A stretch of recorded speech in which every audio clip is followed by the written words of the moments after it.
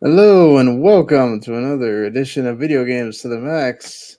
I am your host, Sean Garment. Here with me, as always, Mr. Mark Morrison, Howdy. and also here with us, Mr. Daniel Anderson. Hello. Well, guys, it's been another week. We did try to start our having the 2 shows a week thing, but Daniel got called into work. I fell asleep, and Mark got sick, so that didn't work out. So we're gonna try again this week. But hey, we're here on the Tuesday, or well, I guess Wednesday. By the time y'all are listening here, either way, there's quite a bit going on between Sony and Microsoft's another week of just battling it out over Call of Duty and whether it should be a Microsoft product or not. You've got more game delays. What do you know? We're talking about this again, and some game events that are happening as well pretty soon. One we obviously know about and one we did not know about until this week. Talking about all that and more after this.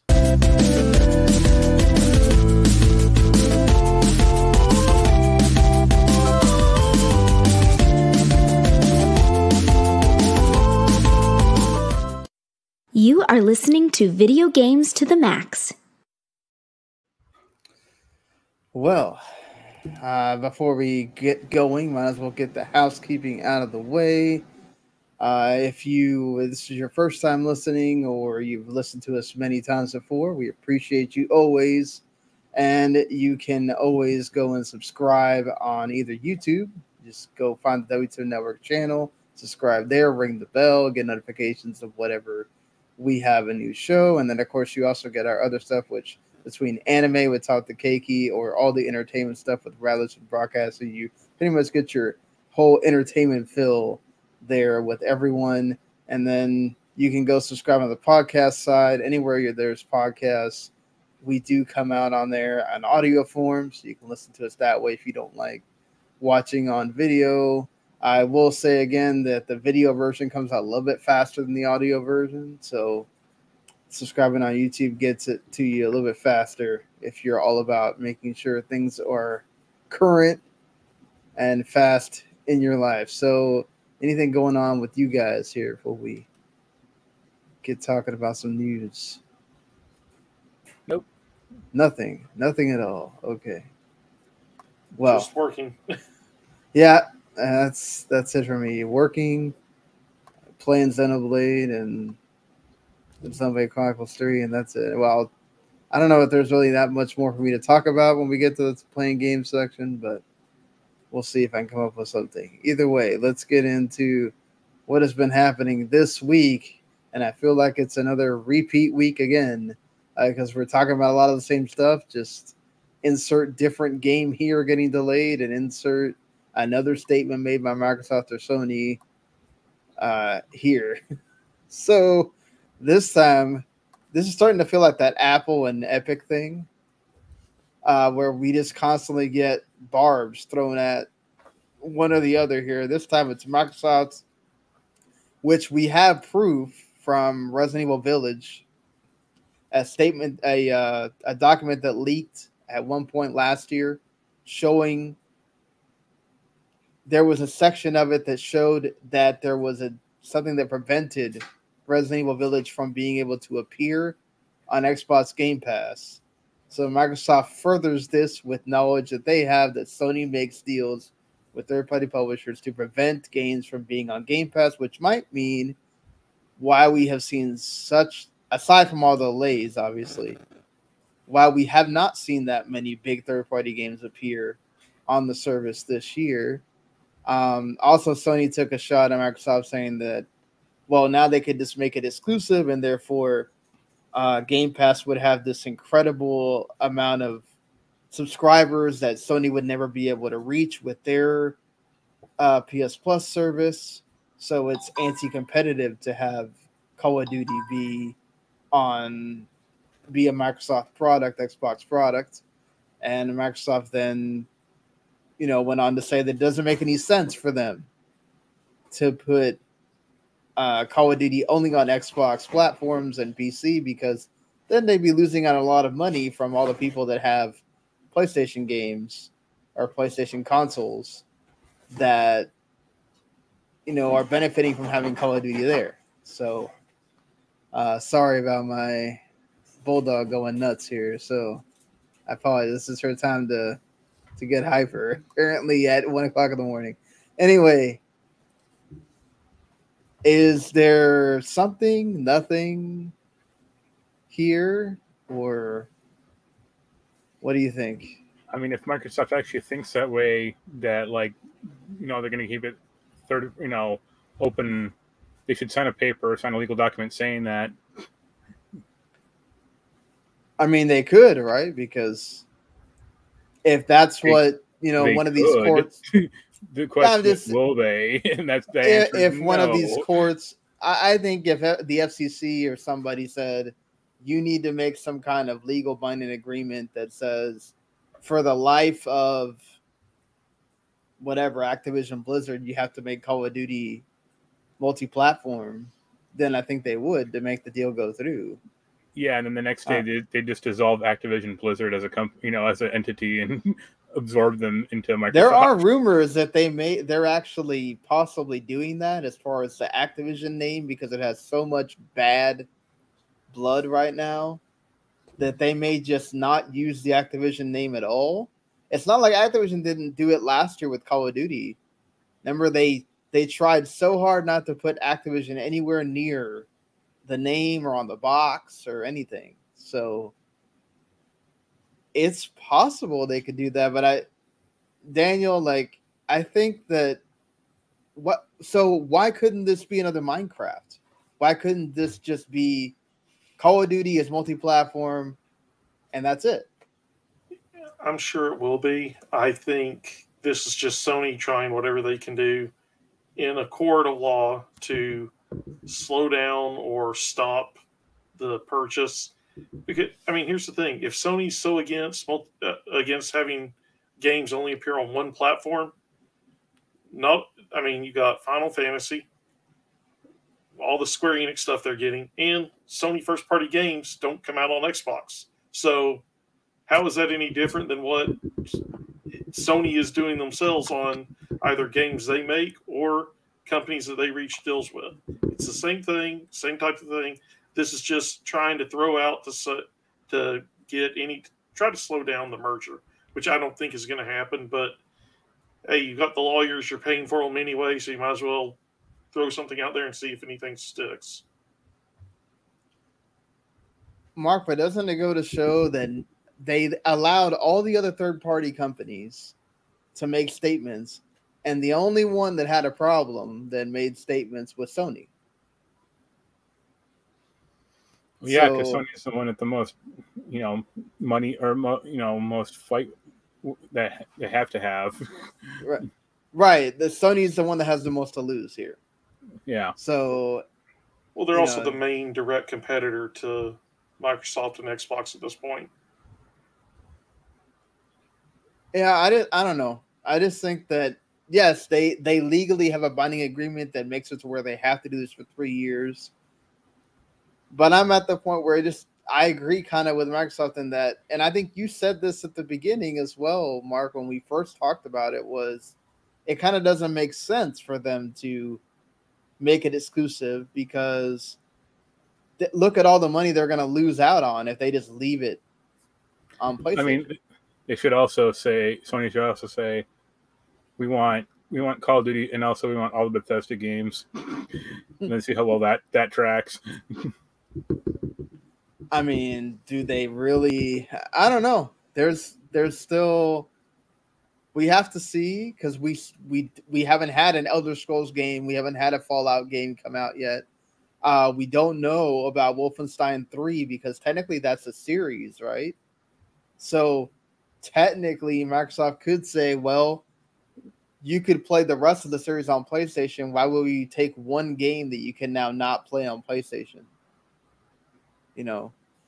So I think there was a statement by Phil Spencer at one point that he said legacy titles that had been on PlayStation could still be on PlayStation. So could that lead to perhaps Fallout or Elder Scrolls being on PS5 or whatever down the line?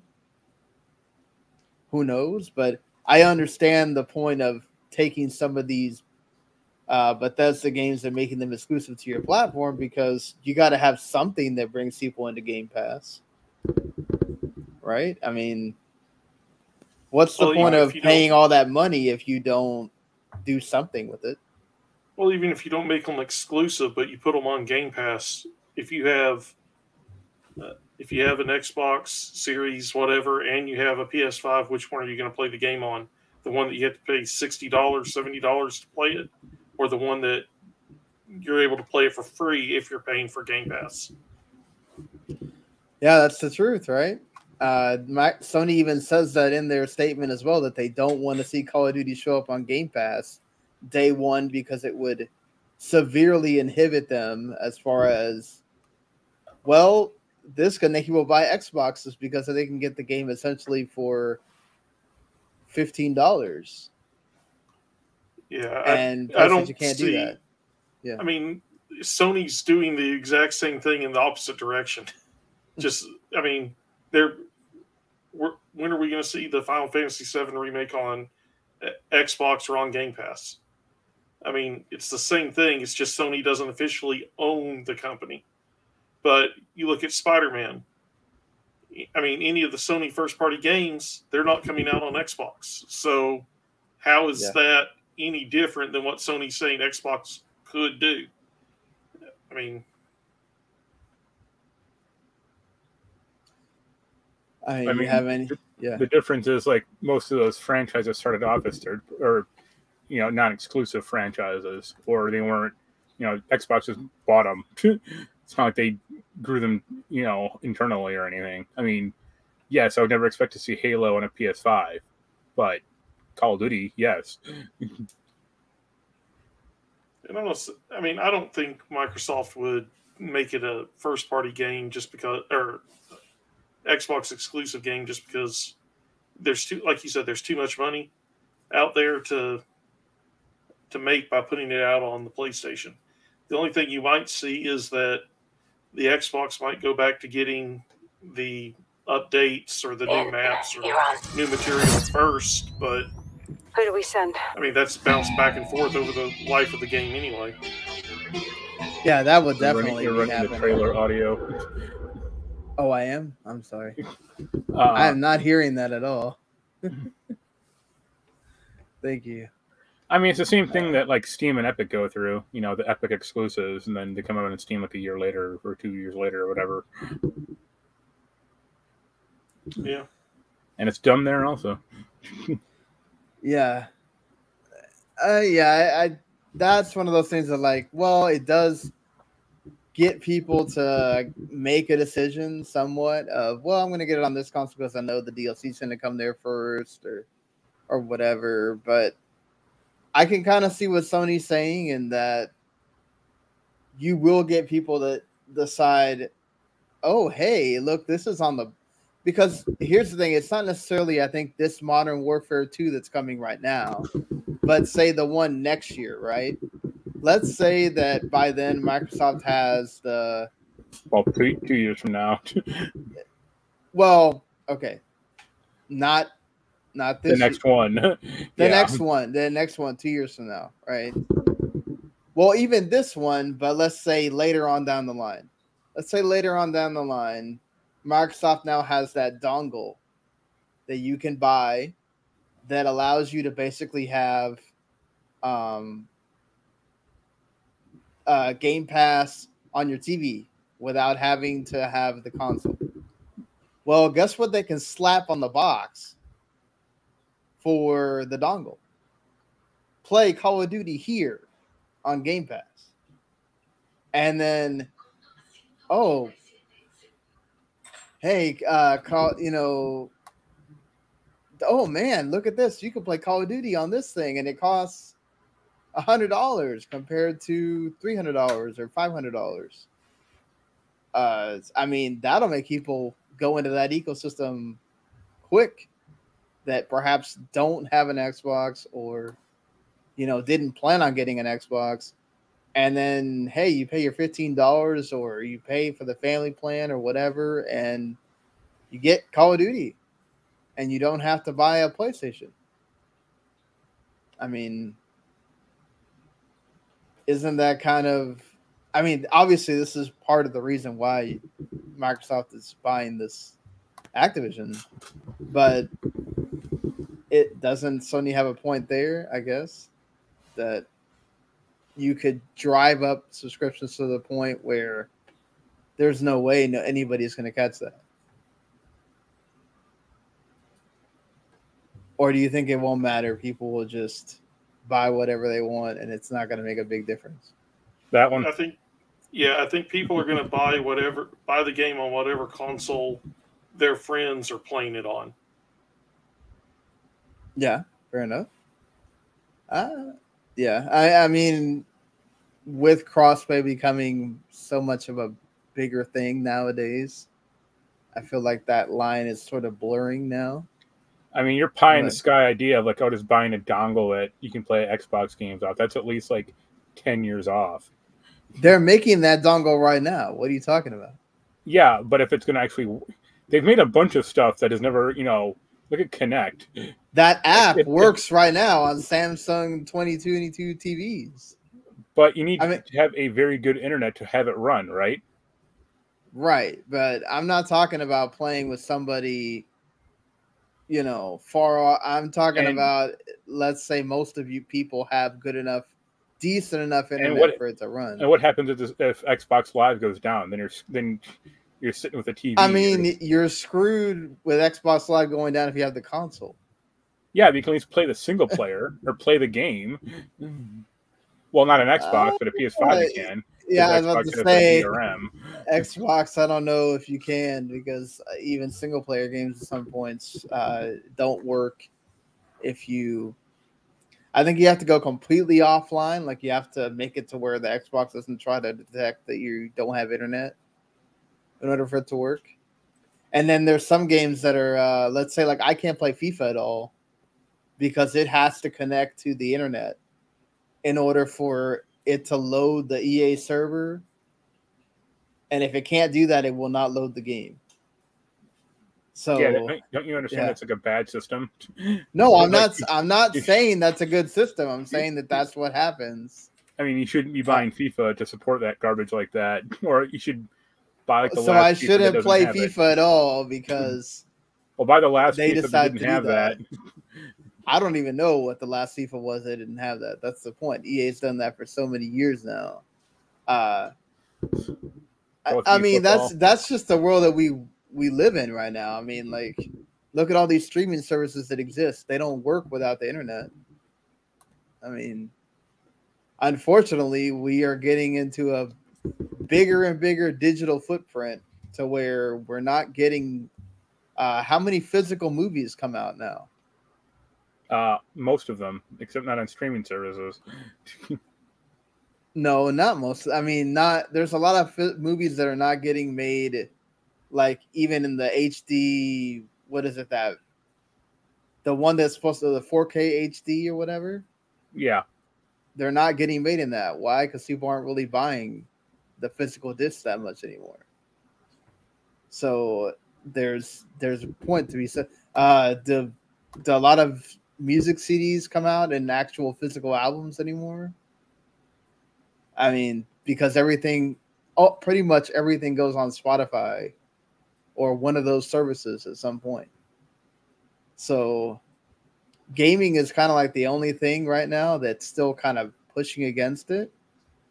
And with good reason, obviously, because we keep seeing entire console systems get taken offline where you can't, we're about to go through that with Nintendo, where you cannot buy 3DS games anymore digitally. You can't buy, Wii or Wii U games digitally anymore. So you have to deal with whatever price gouging is now going to happen in the secondary market, which, as you've covered many times here, Mark, will now start happening because people got to make their money in shitty way, but that's the way it rolls here. But I mean, this thing will keep going. There's some people saying that this will be done by the end of the year, but I'm still holding out that I don't think it will. To be fair, this is only in Brazil that we're seeing this because the FCC has that kind of blocked where you can't. They don't make that stuff public. But I'm sure this will keep going on.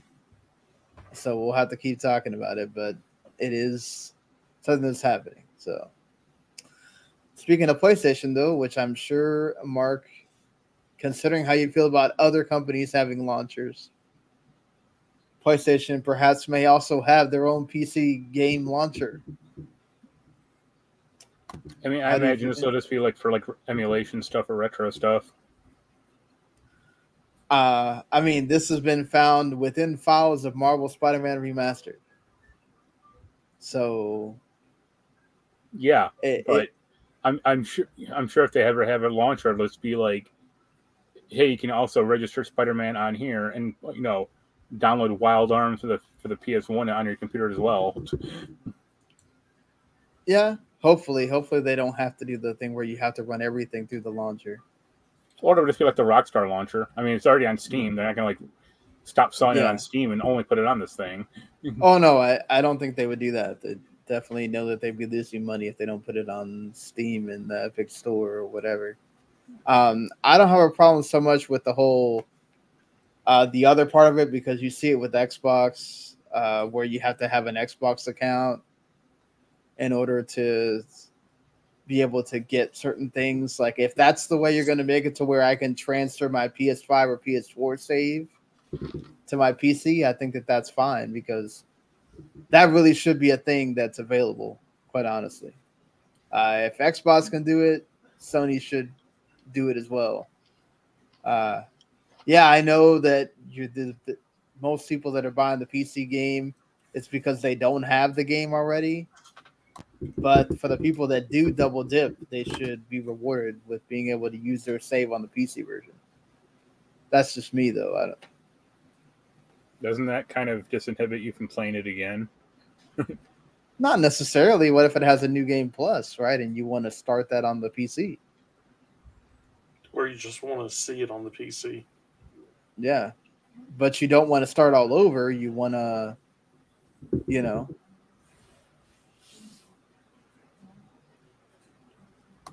So, yeah, I don't know. I think that it's always good to give people options. That's just me in a way. But, yeah, hopefully it's not a big deal. Don't be intrusive. Hopefully Sony has learned from that. We don't need that kind of thing happening, quite honestly. But, hey, at least we got good news from Sony's team. I guess Asobi or Asobi. I don't know which way you actually say that, but according to an interview with GameIndustry.biz, the team is growing. They actually want to have a separate team that could be up to 100 people strong to have R&D and be able to have multiple games going on at once. And that the current game that they're doing, which it's possible it could be a full-on Astro Boy game, but we don't know. And that's going to be like a full-on release. It's not going to be like, the VR one that was kind of, it's made specifically for VR. And then, the Playroom, which was like a pack-in game. So I love the Astro's Playroom. I love the VR game as well. So I'm all down for more Astro. I mean, one game will at least be the VR game. Yeah, for the PSVR 2. I hope not, man. I really want one that's not tied to the VR. I mean, I like the VR. I'm thinking about possibly, going down to getting that VR 2 at some point, but not if it's going to be, the same as a PS5 at launch. So that's definitely gonna be one of those things that, like, when it goes down on some kind of sale, like we did on the first one, Mark and I, for the Black Friday, maybe. Yeah, and then it didn't work for either of us that well. Yeah, no. I loved both those games. Don't get me wrong. I didn't have the space in my room for it, quite honestly, like I would now. So, I mean, it'd be nice. Yeah, I mean, it would be nice if they do like a big open platformer, but I just don't think like Astro has enough meat to it as like a game concept. why? Like, Why do you say that? What are its powers, or what are its aside from like the gimmicky shit in the PS5 one of like, hey, this is how you use the controller. Like, it doesn't do anything unique or special. Yeah. I mean, pull and push is something Croc did. Like, God, Croc. We are going back in the days here, but no, I mean, they could just develop something around it, right? Where he does have his own little gimmick that he now does going forward. They did say that they would keep doing other things to show off the PS5 as well with Astro. So yeah, it's like it's a mascot without a personality. And granted, like, Crash Bandicoot didn't have a personality much back then, but that was 25 years ago, so that was a little more forgivable.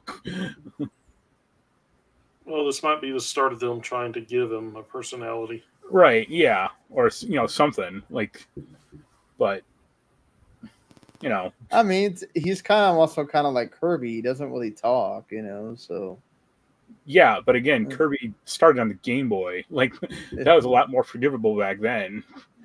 And Kirby had, like, he had a fucking cartoon. Like, yeah, I mean, but that's the thing. Is like Kirby's been around long enough to have a cartoon that's now getting like put on Blu-ray and all that stuff. I mean, see, physical media isn't dead. So, yeah, I think that there's a chance for Astro still. Sure. I mean, the character's like cute enough, or it's an interesting, I guess, world, but it's a pretty shallow like gameplay experience, at least so far, or what it's had.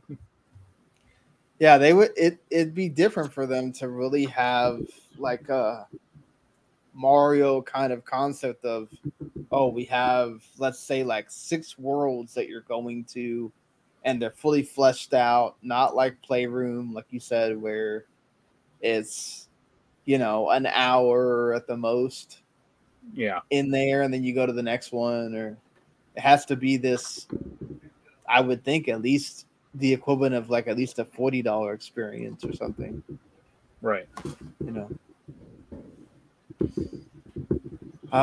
Well, I mean, I would be interested to see if they have anything else going on besides Astro as well, just because Japan Studio was the one that would make the really interesting games, the unique games. Astro's Kart Racer. What are you gonna do? Put all the Sony mascots in there? Astro's fighters, platform fighter. It's just Astro versus Astro since there's no other character. All the different Astros and different colors. Yeah, that's it. Put in there. Exactly. Well, that being said, Sony did announce everything that's coming to it's only PS Plus Extra, which this is something that I was going to bring up to you guys as well. Like, if you've just started this service, wouldn't it behoove you to really kind of go all out at the beginning and try to put more things on this premium slot to make people want to go to the highest tier, instead of kind of like, it feels like premium is really just this totally extra thing that no one, pardon the pun, that they don't really do a lot with. I mean, look at the first 2 months of this. What they've added to it doesn't seem very enticing for a lot of people. And this month they added nothing. Everything is on the extra side. Bugsnax, which is already a PS Plus game from launch of the PS5.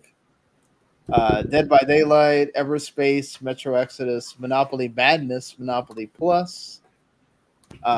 Get your Monopoly on PS Plus there. Tom Clancy's Ghost Recon Wildlands, which is also on Game Pass. Trials of Mana, which is the one that I'd kind of be interested in because I wanted to play that when it came out and then didn't get to. Uno, and then the aforementioned Yakuza 0, Kiwami, and 2 that we talked about previously. That's a pretty decent slate of games. There's nothing wrong with what's there. I think it's just that I feel like, and there's nothing for the premium part. Like there's no PS1 classics. There's no actual PSP games that people would want to check out. I think. Hey man, you got Chrome. What more do you want? Yeah. I don't know. I mean, yeah. I think they're just trying to get people to sign up right now, period, and then they'll start fleshing out the tiers a little bit later. Right now, they just need subscribers. Yeah, but you need to have some content for, it's like, oh, we have all the PS Now content is now in this tier. It's like, that's not a great system, or, who cares, Yeah, but if you get people in paying the monthly fee and then you say, hey, for only $2 more a month, you can get, and then have a big drop, all this, that might make people a little bit more willing to spend a little bit extra money, easing them in more slowly, as opposed to just throwing everything down and say, this is the highest end tier, this is the lower end tier, this is what you get. Get them started with the lower end, get them used to the releases, then throw out the stuff that people have said they've been wanting and say, for an extra $2 a month, $3 a month, you can get all this. Release a list of titles. But they haven't done that. Or, they haven't. Yeah. The middle tier. You got to build up your initial numbers before you do that. I say they just have to take the loss, or at least initially. I mean, yeah, I'm on the lowest tier plan because the middle tier I don't care about. The higher tier I really don't care about. If they said, hey, we have Tokyo Jungle and Metal Gear Solid 4 in this thing, then I'll sign up today. But they don't. And they have no seeming plans to introduce stuff like that. I get what Daniel's saying in that let's get people on, but you also just converted all these PS Plus people that now have this service and that you want them to upgrade, right? So there's a lot of people that have PS Plus that are the hardcore gamers that already bought all the games that are on the PS4 and PS5 side, right? So they've already played the Marvel Spider-Man and the Returnals and all that stuff.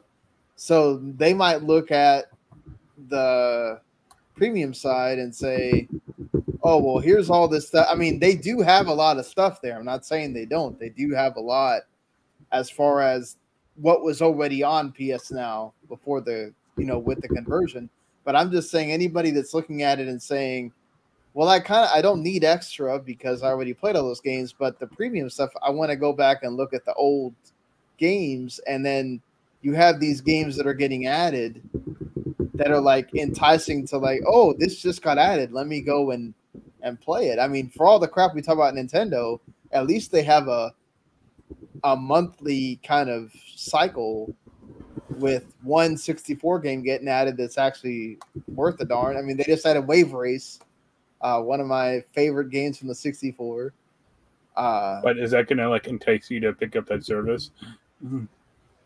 No, but if you look at the entire catalog that's on there now, if I really cared about going back and playing 64 games, I really would think about it. And plus, I get the Mario Kart stuff for free. That's I'm more the type that whenever I actually do want to do it, I'll just pay the $25 and get the course pass by itself because I don't have Animal Crossing, so I don't care about that. If they would have added the Xenoblade stuff to there and not made that a separate purchase, maybe I would have thought about it, but I just bought the Xenoblade expansion pass thing by itself instead.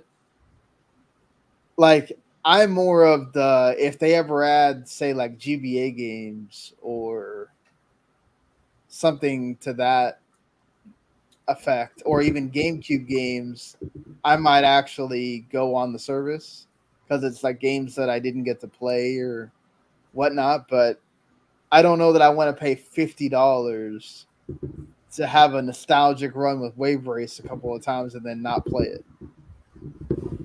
But I think if you're I mean, this is not like this is less money that you're charging for premium, right? And you're just not like really enticing people to go on that tier. This is why I keep saying I don't even know why we need to have this tier. I think they should have just done what Game Pass does and have the 2 tiers. But that's just me. 15 should be enough to have everything with the amount of not classic titles that you're adding. If that's going to be the continuing cadence, then there's really not a need for that premium tier, because I'm sorry, but these game trials they're not it. Knowing that I can play 2 hours of a game doesn't really make me want to pay the $2 extra a month for that. So, either give me the ability to play the entire game, or, I'll just buy the game when it goes on sale. I'm good with that. That's just me, though. I know there's a lot of people that are like, I don't really give a crap about these trials, but if it's something like, okay, I'm not gonna say they don't work, something that I already know I'm going to buy, like FIFA, I do play the trial because I do kind of want to check out the new stuff that they added before I go and buy the game or whatever. But something that I kind of not gonna buy, like let's say WWE 2K22, I don't see the point of having like 2 or 3 hours that I can spend with this just to know I'm not gonna buy it. So, well, the theory is that 2 to 3 hours might convince you to buy it. I know, but I don't think it's worth the locking it behind another tier, and that's the only benefit you're getting, aside from being able to stream games. Which that's the only other benefit that you get is I can stream this game instead of have to download it to my system or whatever. Which, I'm not saying that's not a bad benefit. I use it sometimes, but still. So Disney announced this games showcase thing that they're doing with Marvel as well, because Marvel has games coming. Not Marvel Midnight Suns anytime soon or anything, but they have other games that we know are coming down the line. There's a lot of Star Wars games also. I imagine this is where they finally announced a Marvel vs. Capcom 2 remaster, or at least port on modern systems. Well, the Arcade 1-Up did announce that they're doing that's why. Yeah, I think we'll see a few trailers for games that have no footage yet. No in-game footage, just some animations like we used to get at E3. Maybe we'll hear an update on that Wolverine game that they showed. Yeah, I was going to just say that. Like, that'd be nice. Not a long trailer, but something. Yeah, I mean, I think we'll get a few trailers, but probably nothing. Yeah, I don't see necessarily anything shocking, but maybe they'll announce who the new company working on the KOTOR remake is. Yeah, maybe. I don't think that they're going to want to. We do know that the Amy Hennig Marvel game is going to get shown off there.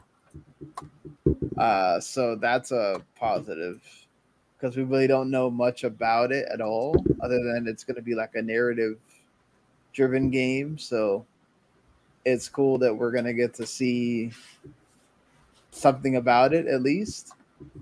And then also, I'm sure we'll get more stuff about Disney Dreamlight Valley, which that's coming next month. So they'll have something on it. That Disney kart racer thing that's like free to play, and maybe something from that Ubisoft Star Wars game. There's a tower you have to climb to see to open up your map and see what everything's on there. Are they going to give an update on that Avatar game? Perhaps. Hey, we're still working on it. Don't worry. We don't even know when it got delayed to, if it's 2023 or 24 at this point. But hey, it's still happening. Yeah, maybe something from Spider-Man 2 as well. Maybe, but that seems all far. I'd more expect to see like Wolverine footage. Yeah. Really? I would think that the Wolverine is like farther out than the than the Spider-Man, but maybe I'm wrong on that. And who knows? Maybe the Indiana Jones game, since we really haven't seen anything other than that little trailer. It'll just be an HD port of Fate of Atlantis.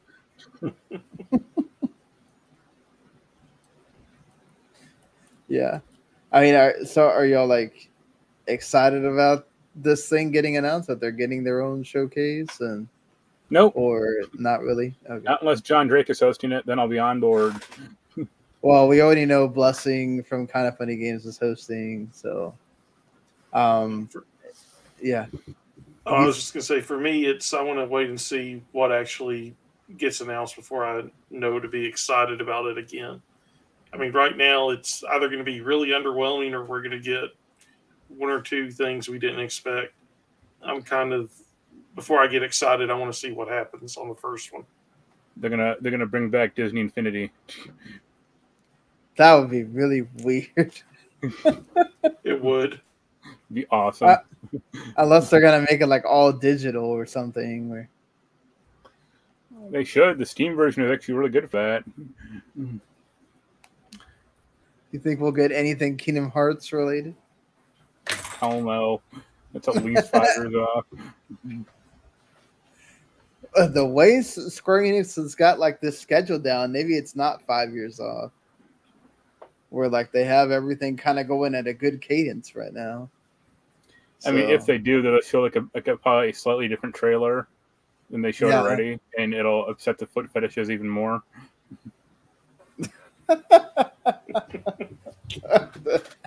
That was yeah,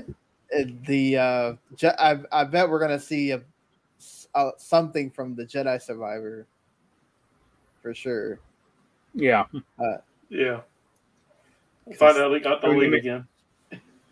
They may have that guy come out, and show it off. And that Star Wars Hunters game too, probably. I think that's that free-to-play game, if I'm not mistaken. But yeah, they got. It's crazy to say, like, to think about like Disney those years ago where they just said, we're not going to do nothing with games or whatever. They give EA the Star Wars license and go, just do something with it. And then all of a sudden now they have like, it seems like quite a bit of games involved between like Marvel and Star Wars, and then some of their own IP stuff. They're a pretty cyclical company, so I'm sure 5 years from now they've got a games again. Yeah. Yeah, it wouldn't be too surprising, but we'll see. And one of these, maybe they keep hitting it and they just do more. That would be nice. Yeah. Just hopefully they let more games kind of do their own thing, because it feels like Midnight Suns is turning more into like an RPG and not so much the strategy game that it was supposed to be at the beginning, because Disney might have put their hand in it and said, hey, this strategy game thing is not very appealing to most people. So you might want to do something about that. I mean, I don't know. They're kind of right. I mean, you're not wrong, but like, I guess let people make what they want, but that's also their IP, so they can tell them to do, whatever they want on that. But Like I think between like a hardcore strategy game or like Fire Emblem, something like Fire Emblem is going to sell a lot better than that. Yeah, like I mean, Disney Dreamlight Valley is hitting on a pretty big thing, a kind of genre of gaming that's kind of growing at this point. So it's kind of like, okay, let's just go with that. And same thing with that kart racer. It's like, well, Mario Kart is still the highest selling game on the Switch. Like, why not try to have our own thing based off of that? Will it be good? Who knows? A lot of times, will it be something akin to like Multiverses where you can actually see that it's good even though it's free to play or whatever? Or will it just totally not be? So that's something that they have to kind of overcome too, because even though there's a lot of games now that they have kind of gotten past that stigma of free to play means bad, or don't get too excited, it's free to play, there's still some that come out now and it's like, oh, why? What was the most was it Babylon's Fall? That was the bad one, right? Yeah, but that costs money too. Like that was like, okay. There's a lot of BS in it, like Yeah, I just had a lot of stuff that's like, all right, why? Well, something that's coming a little bit earlier than that is the Gamescom opening night live, which Jeff Keighley is promising the world again, and oh boy. Every time he does this, I'm just like, should we be excited? Yeah. Should we not be? He said that there's going to be at least 20 games on stage. It's going to be a big spectacle. There's cool guests. Hopefully it's not The Rock talking about his movie again. So, I mean, do you feel like you can believe him, or... I mean, I'm sure the event will go on, but whether or not it's anything I care about is up for debate. Right. Yeah, I kind of have the same attitude.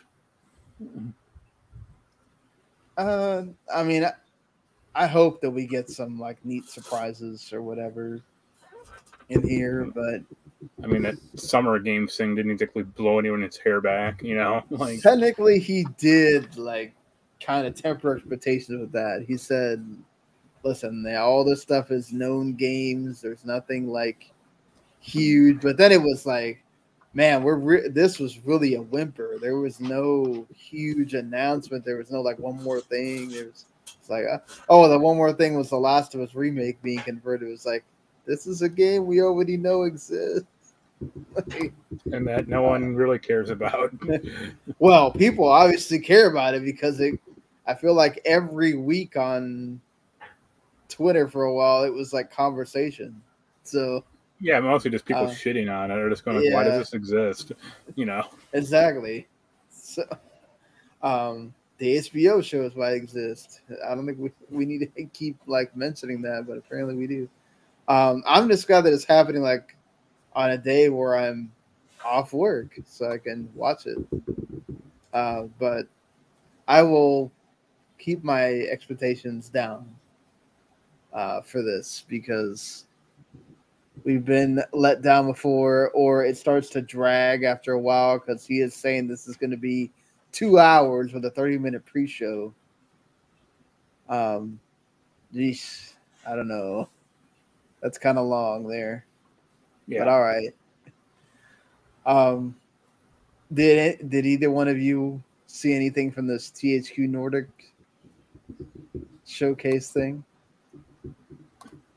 I kind of laughed when they brought back Alone in the Dark again. That was one of the games people were kind of more excited about. Yeah, I kind of glanced over it, but there was nothing that jumped out at me that said, oh, I have to have this. What about Destroy All Humans 2? I know Jens is probably excited about that. I mean, I have nothing against the franchise. I'd rather see a new one than another remake. Yeah. Yeah, I mean, they showed off more stuff for that AEW game. Yeah, that looks a lot more fun than like a WWE game. Yeah, I'm glad that they're like not taking it seriously. Like those end up being the fun.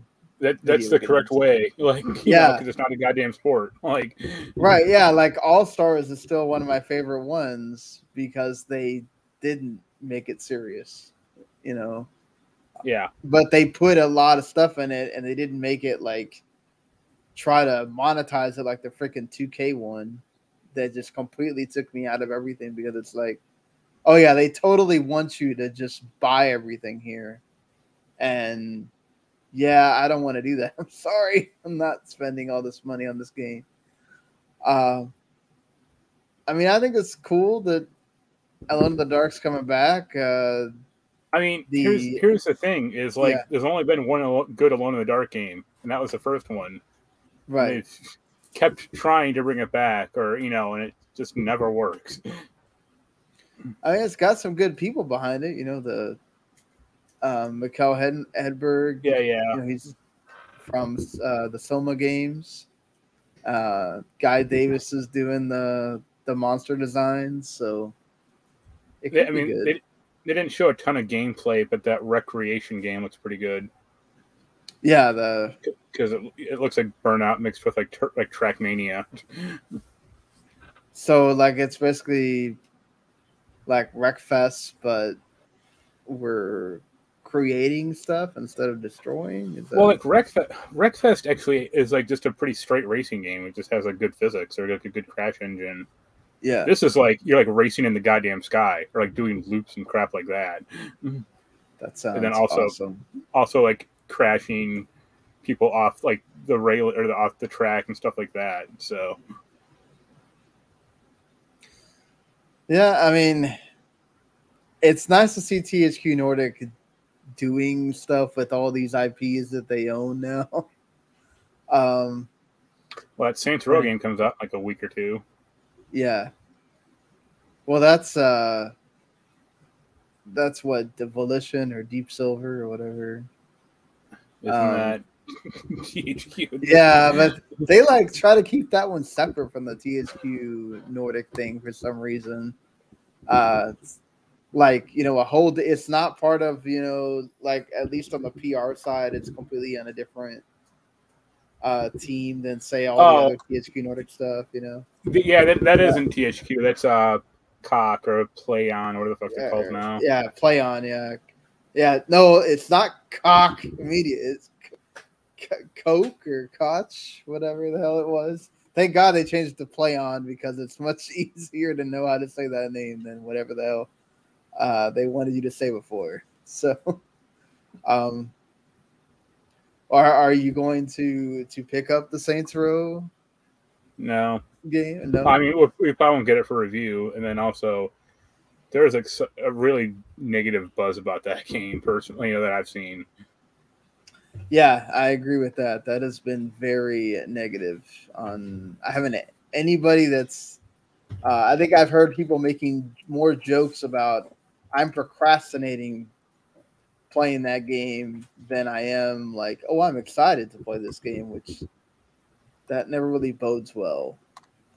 Yeah, and also no Kinsey, no dice, as far as I'm concerned. Well, that's upsetting.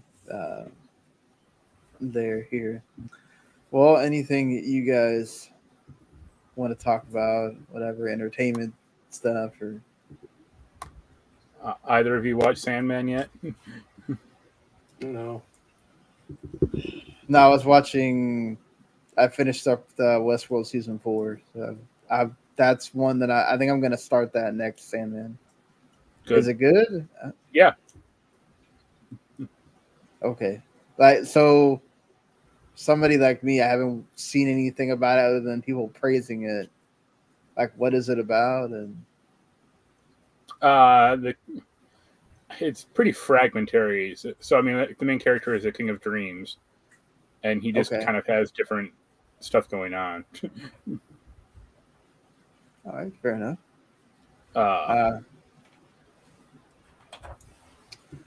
Also, I will yeah, go say I ahead. just finished the newest season of Evil, and thoroughly recommend that if you like semi-horror, supernatural type shows.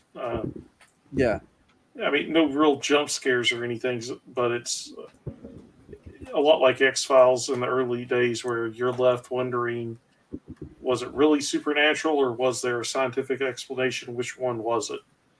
They're leaning a yeah. little bit more into the supernatural this last season, but it's still good. I mean, I enjoy it, and I'm looking forward to seeing what happens in the next season.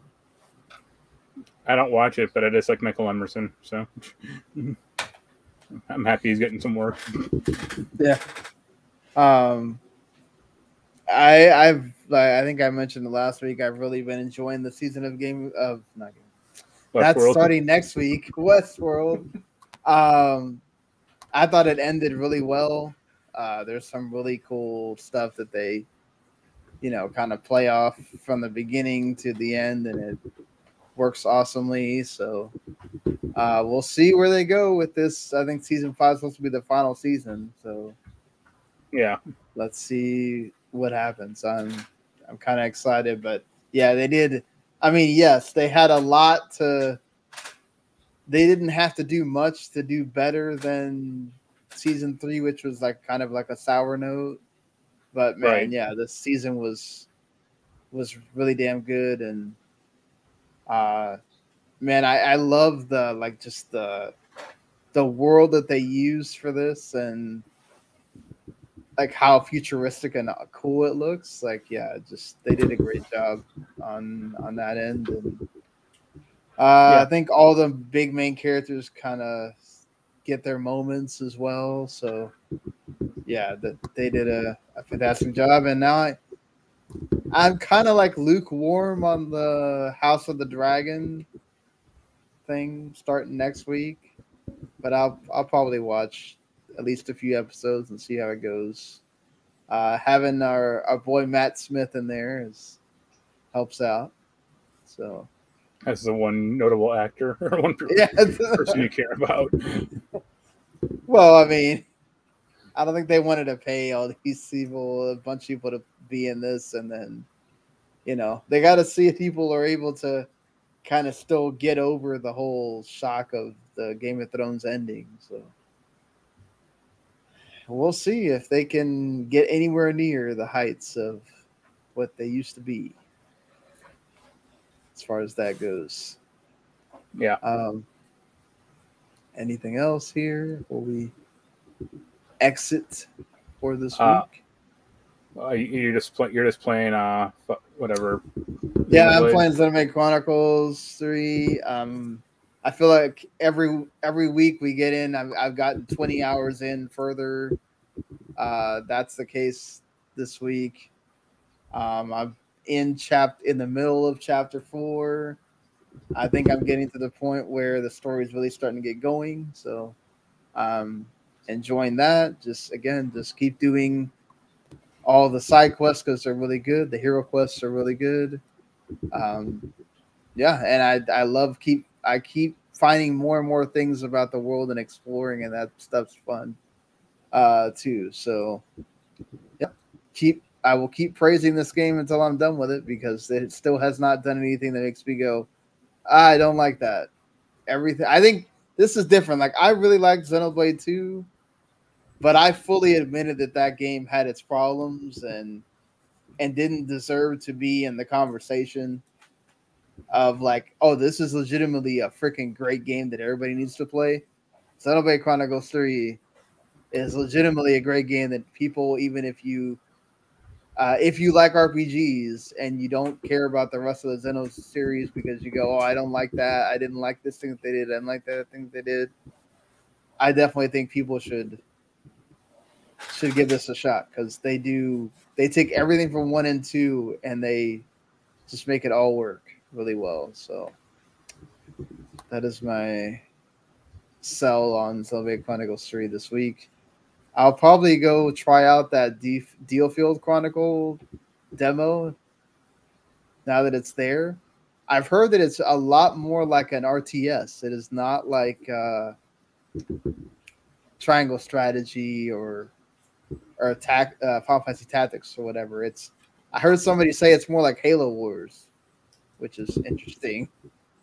So, and I like Halo Wars, so I will definitely probably give that a shot. Yeah. Hey, you been playing anything, Mark? I haven't played it yet. I just picked it up. I think I picked it up Thursday. Maybe, yeah, I think it was Thursday or Friday. I picked up the 4th rarest PS1 game ever. Wow. Or most expensive, at least. It's called LSD Dream Emulator. Okay. That's certainly a name. It's a Japanese game. Yeah. Okay. And it's a first-person game where you basically experience dreams. And if you bump into an object or bump into anything, you get transported to like a different dream. And it doesn't really have a point. It's just like this guy, or the creator's like dream journal, or basically just him. It's like it's more surreal as you go on. I think you can die because I think there's like gray men that you have to like avoid. Kind of, they may kill you. I'm not quite sure. Yeah, it's weird, but that has been my number one game to collect for damn near like 25 years or 20 years. So why? Just because it's weird? Yeah. Okay. It stuck with me. And I went to the store and they had it. No, I almost had a heart attack. Like, so wow, I can't believe I saw this in here. Let me. I mean, it's Japan only, so I was like more flummoxed. I'm like, why do you have this? Or who brought this in? How much did they charge for it? $720. Holy Jesus! I'm hoping you did not pay $720 for that. No, in total cash, I paid like $400. I sold a bunch of stuff, like DVDs and shit. But yeah, it's super weird, and that has been my number one game to collect for, like I said, just so long. Like I remember like reading about it in like OPM magazine in like 1999. Oh wow. Okay, so yeah, damn. That takes you back. Yeah. Back in the day with magazines. I was trying to track down the magazine, but I couldn't quite get it. I don't know if it was like OPM or PSM or like maybe EG, one of those magazines back in the day. Right. But yeah, I'm so happy to have it now. That's awesome. Well, hopefully you'll get to tell us your experience with it.